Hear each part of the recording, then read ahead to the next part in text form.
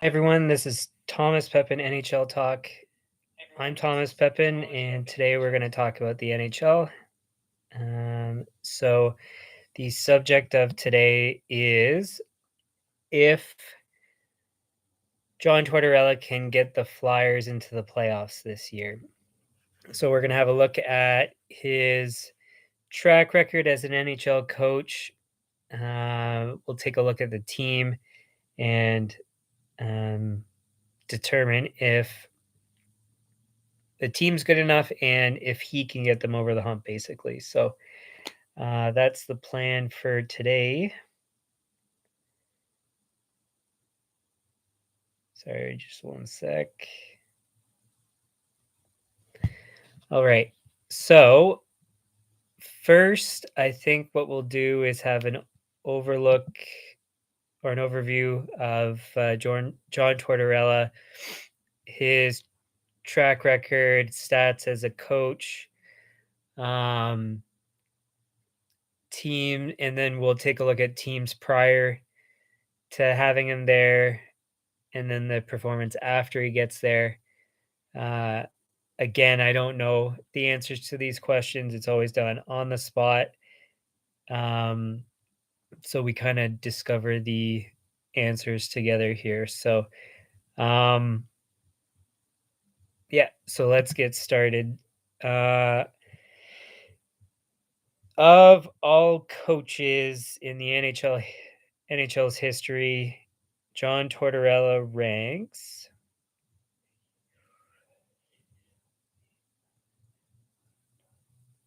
14th with 674 wins, 541 losses, 37 ties, and 132 overtime losses.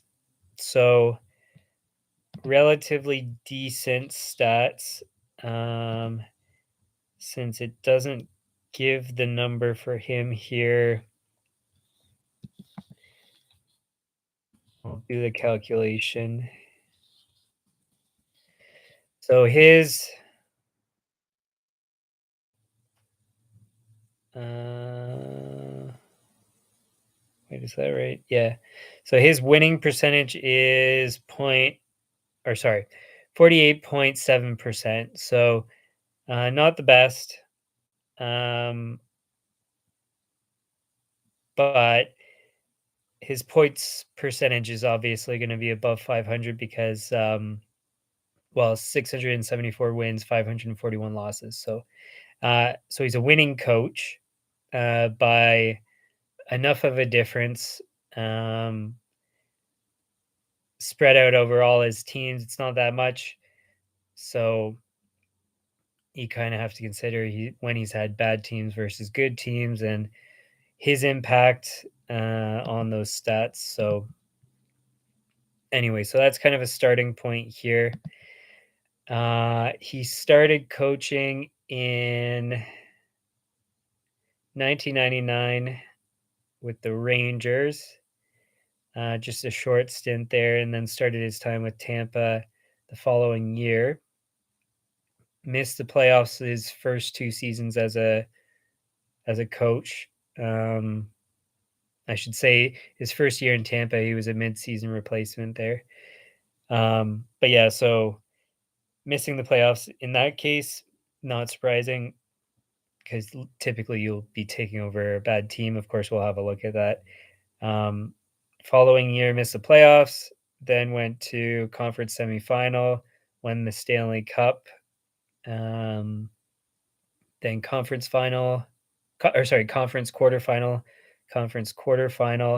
missed the playoffs, then went to the Rangers, conference quarterfinal, missed the playoffs, quarterfinal, conference final, conference semifinal, went to Vancouver, missed the playoffs.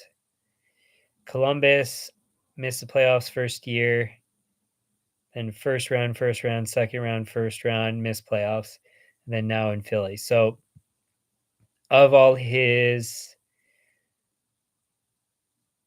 full seasons, he made the playoffs 1, 2, 3, 4, 5, 6, 7, 8, 9, 10, 11, 12 times out of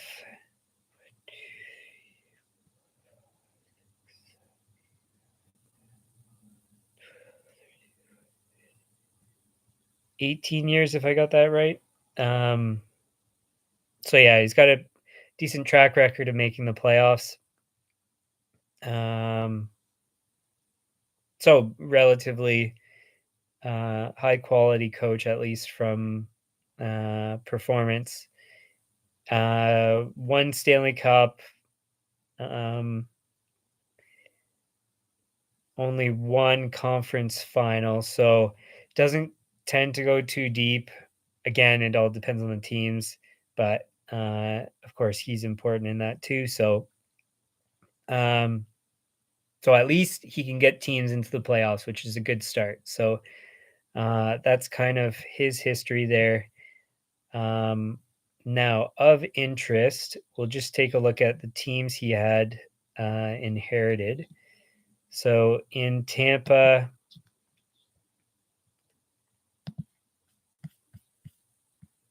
um, we'll take a look at their seasons prior to him. So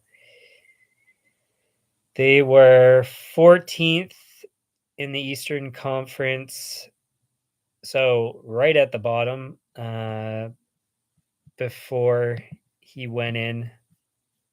And I just want to make sure that was directly before. Yeah. So, and then the following year, where he coached a portion, 14th again. So, wasn't a good team. And you know what? We'll just go back one more year to see what they were 2 years prior to him.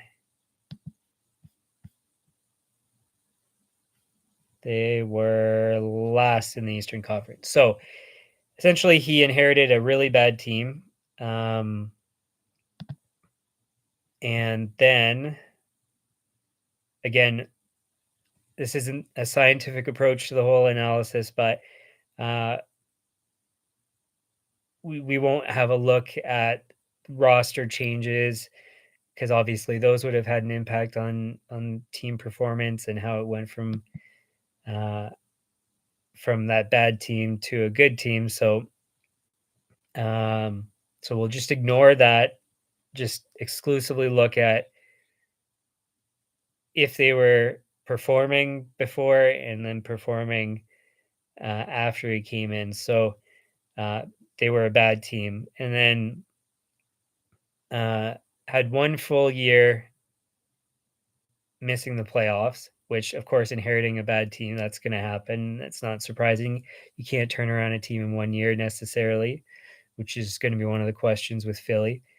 But then thereafter, 4 times into the playoffs with Stanley Cup second year of the years making the playoffs. So pretty quick turnaround. Again, whether that was roster changes, him, a combination of the two, and to what degree of each, who's to say? But yeah, relatively quick turnaround for him to get the team going in the right direction. And then, of course, ended in 07-08 where they missed the playoffs. And out of interest, we'll have a look to see how they did without him. So with him in his final season, they finished last in the Eastern Conference. After him, second last,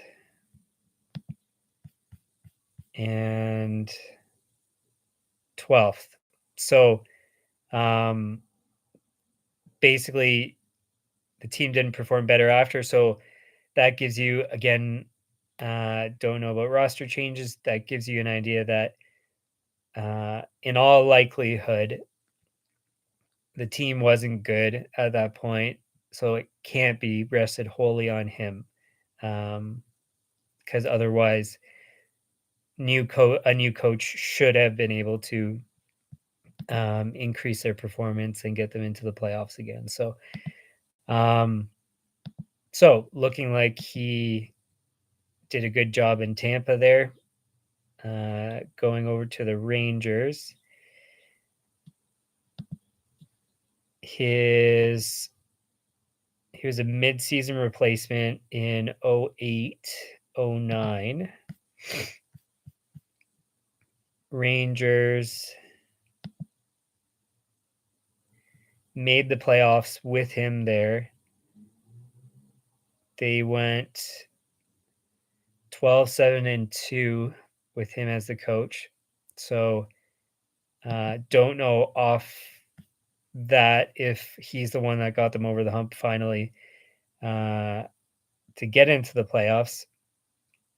They had 95 points and the cutoff was 93. So considering 12-7, I guess, yeah, honestly, you could say that he very well could have been the difference in that case to make the playoffs. So that's an interesting thing to note. Um, Kind of a cool discovery. So, yeah, so they made the playoffs. Like I said, they lost in the quarterfinals, conference quarterfinals. So, um, yeah, and then we'll go back to 2 years prior to him being there. Rangers were fifth in the conference and sixth. So that means, again, uh, just in general, he probably inherited a decent team, kind of middle of the pack, slightly better than middle of the pack. But yeah, so he didn't inherit a bad team. His first full season missed the playoffs, as I mentioned.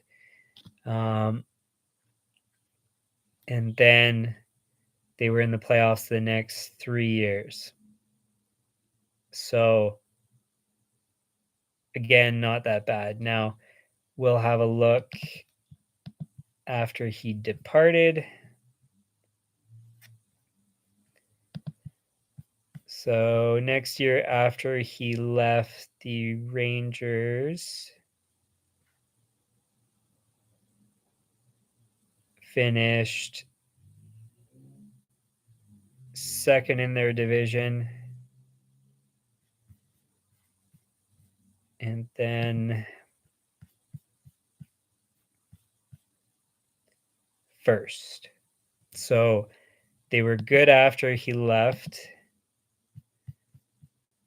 When he was there, they were sixth in his last year and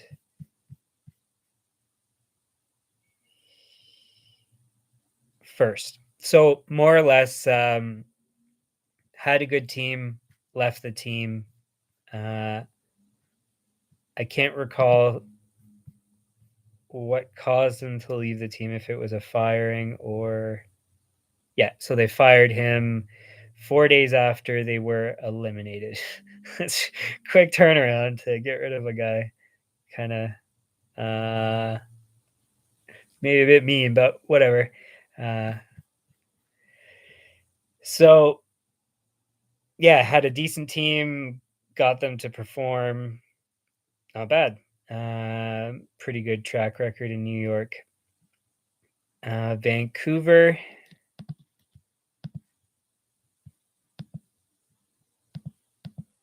They missed the playoffs for the 1 year he was there.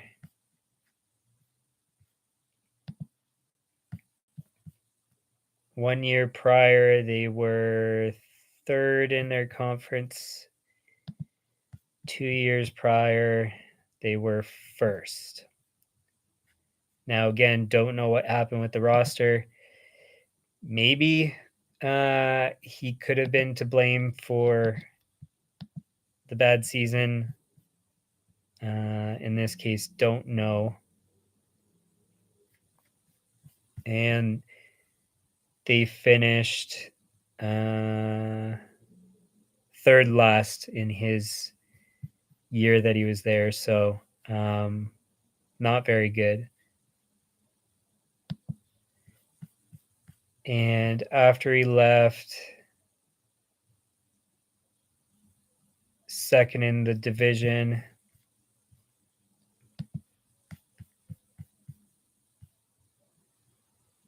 And then second last. So again, in this case, it's hard to say if because he was there just for a year, if it was his fault, the team wasn't good, don't know. And we're not going to go that deep in the analysis here. So now going over to Columbus in 2015-16. Came in after 7 games, it looks like. And they didn't miss they did miss the playoffs. They didn't make the playoffs, is what I meant to say. And prior to him,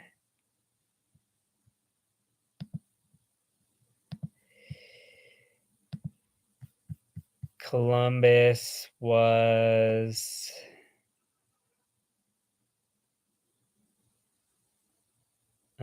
fifth in the wild card race, so 3 spots out of the last spot there. And the year before that, they were the first wild card spot. So looks like a bubble team that he inherited there.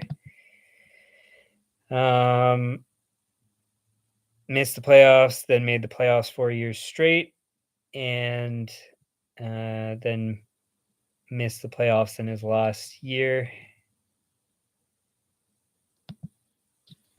And then Columbus, after his departure, was last year, and they finished 2 spots out of the wild card. So, yeah, essentially a bubble team, it looks like. And he might have been the difference maker, hard to say. So, decent track record. Looks like he's a good coach. One weird trend I'm seeing here, first year bad, 3 to 4 years good, last year bad, no longer with the team. So maybe he has a shelf life of 3 to 4 years. That could be the case. It's just a trend I noticed there. Whether or not it's true, who's to say? Because we'll say that John Tortorella is an acquired taste, uh, at least according to reports and according to players. I mean, some players have said they really enjoyed playing for him. So everybody has their different opinions of him. So in any case, I noticed that kind of was glaring and right in front of me here. So just something to think of. So if that is in fact the case, then he very well might miss the playoffs this year, make the playoffs thereafter. So we'll see. So that's kind of his history and the trends. Now, of course, you have to consider the roster. So we're just going to have a quick look at this year's roster versus last year's. So just a second to pull up that information.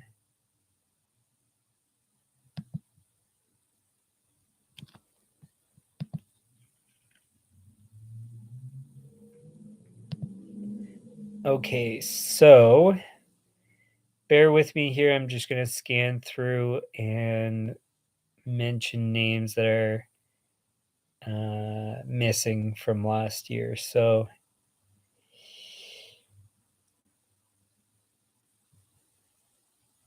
Claude Giroux, obviously, that's 18 goals they lose. So I'll just record that.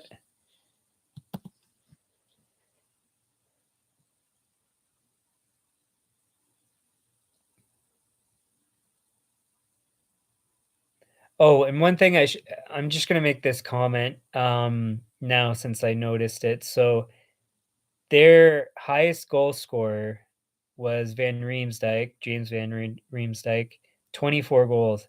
That's not a lot. Next best, Cam Atkinson, 23, and then nobody else in the 20s. You can't win with that little of scoring. And then the rest, it's like immediate drop off. There's what? 1, 2, 8 players with 10 or more goals. You can't win. There's no way with that kind of scoring. So um, right away, that's yeah, that's a problem for them, and it's going to be a problem for them for sure. Um, but yeah, back to the list here.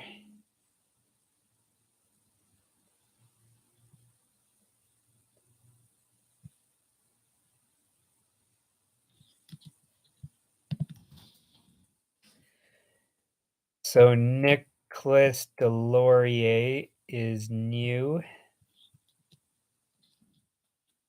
He brings 8 goals. So, I mean, I don't know if you really want to count that, but we'll just pretend and say that it is gonna materialize. So we'll see. Uh, yeah, and bear with me again. Gonna have a look still.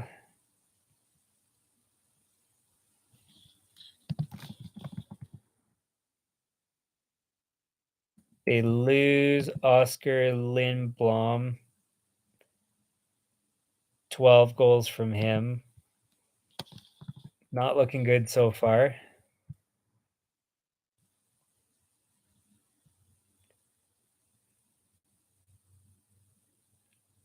Um, One thing to make note of, Kevin Hayes missed a lot of time. I'm not sure if it was this past year.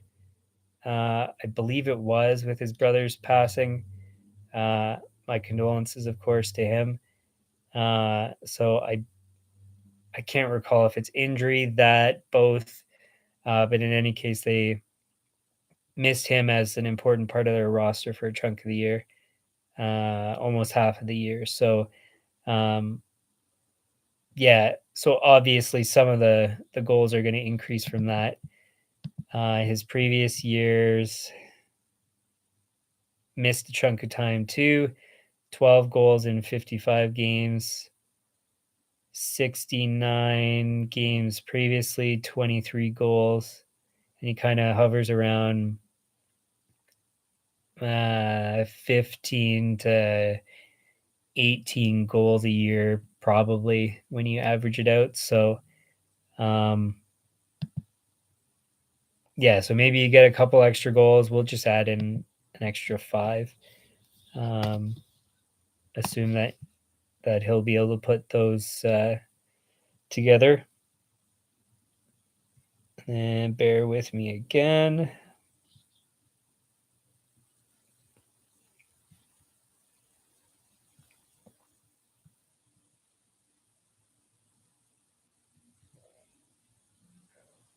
Yeah. And then from there, basically, the players from last year look the same. Players this year doesn't look like there's any major additions that are expected to produce. I forget how long Couturier's expected to be out, but he's on IR to start the season, so not a good start. LTIR for Ryan Ellis, also not good for them. And Patrick Brown is also on LTIR. I don't know if I'm remembering correctly that there was more to it for him. If it was he was expected to play again. Just give me 1 second. I'm gonna have a look.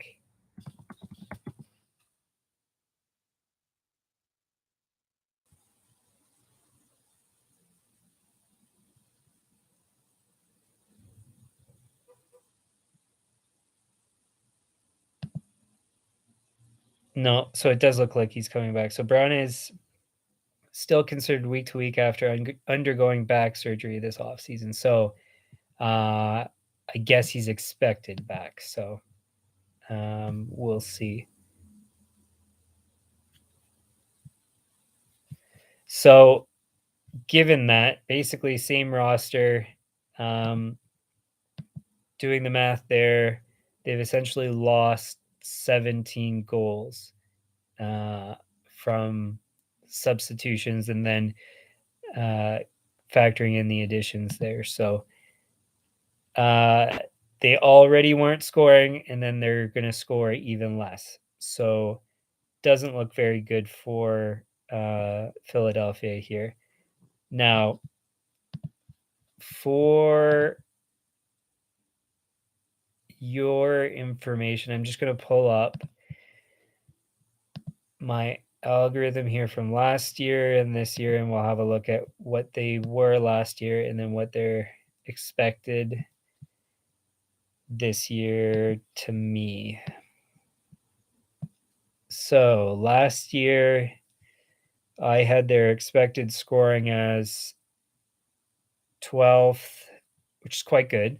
Goaltending, or sorry, team goaltending, 31st. So essentially that kind of played out. Now, scoring wasn't good. I'm not sure where they ranked in scoring, but obviously, if you consider the stats we just looked at, it's not even worth me having a look, but they must have been near the bottom of the league for goals per game. So, yeah, so clearly lacking there. Goaltending hasn't been good. That's one thing I'm going to touch on in a couple moments here, but yeah, at the bottom of the league in goaltending, not good.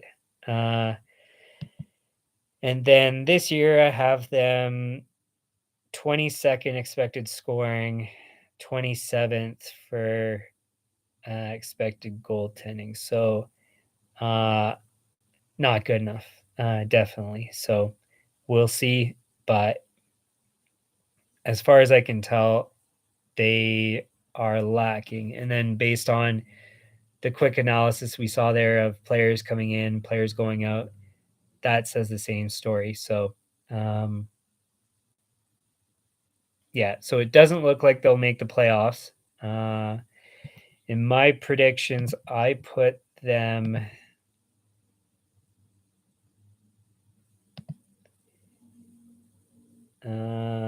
sixth in their division. Now, in the conference, I'd put Leafs, Red Wings, and then I don't think Senators ahead of them, but just a sec here. Actually, yes. So I would put Senators and even Canadians ahead of them. The only teams I think that are going to be worse than them are Sabres, Devils, Blue Jackets. Not in that order, but so I have them towards the bottom of the pack, which is expected from my analysis that I've done and also what we've gone over here. So,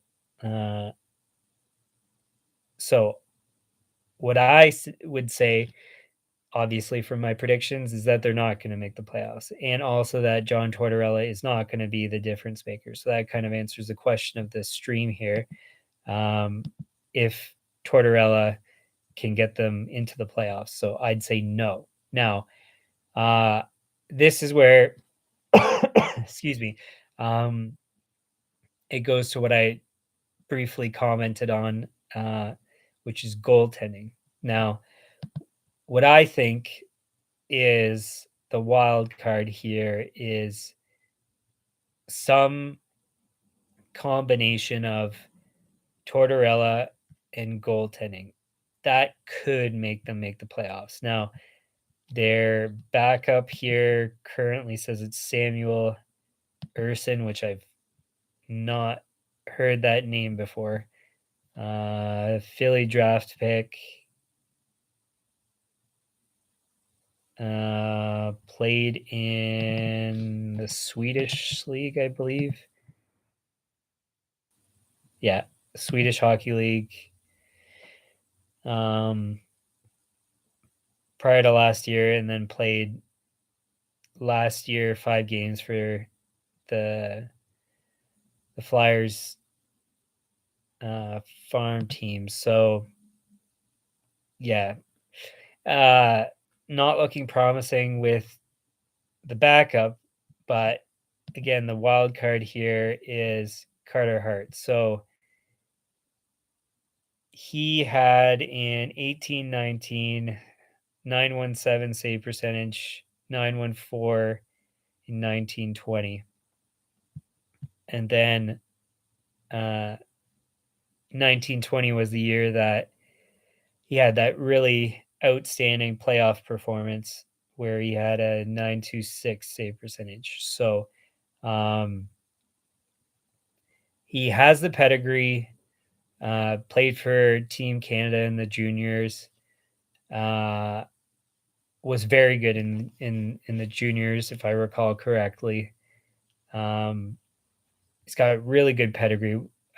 Not sure if he was a second round pick. So of goalies, that's pretty high. So because goalies aren't usually drafted that high, or the best are around that point. So was it a bad team and he couldn't put up the numbers he wanted to? Last year was 905, which was an improvement over the 877 save percentage the year before, where he really didn't do well. Does that mean he's on an upward trajectory? Don't know. Funny, because it shows the one game for this year. Of course, they won. 946 save percentage. So, yeah, great stats to start the year. But can you continue that? That's another story. So, I guess to summarize here, will the Flyers make the playoffs? I would say in all likelihood, no. Especially because the conference is really strong. That division, I don't know if I would say if it's the toughest or if it's equal. You know what? Both divisions are really tough in the East. Like, even the bottom teams are quite good. So, yeah, it's going to be a tough year. That's the one thing about the NHL now is the parity is so high. So it is not inconceivable that Philly makes the playoffs. And then, so what I would say, if they are going to make the playoffs, it's going to have to be both Tortorella and Carter Hart. Also, some increase in scoring, but that's kind of if that's a coaching thing, if that's a player thing, it's way too hard to say. So if Philly's going to make it, it's Carter Hart, Tortorella that are going to be the difference makers, is what I would say. So I think that answers all the questions here for today. Let's close it, I guess, there. So thanks for tuning in to the stream. A bit shorter today, but um, yeah, we'll cut it off there. Um, I should say there's going to be a schedule change for me in a couple days of when I'll stream. So just give me a moment to pull that up. So on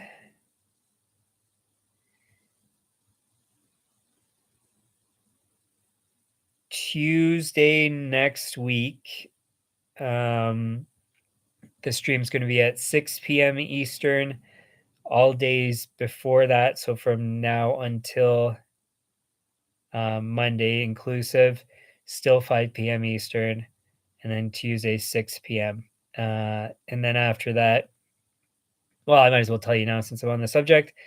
Uh, Going on vacation. Don't know how much I'll be able to stream, or if I do have the ability to do it, if it's going to have any consistency, don't know. But I'll keep you guys posted on that as the days get closer, and it might even be at the last moment there. So on that note, it's especially important to subscribe and hit the notifications. That way you can be uh, advised of when I'm streaming. If you like this stream, hit the like button, share it with your friends, and yeah, thanks for your time. See you guys again tomorrow.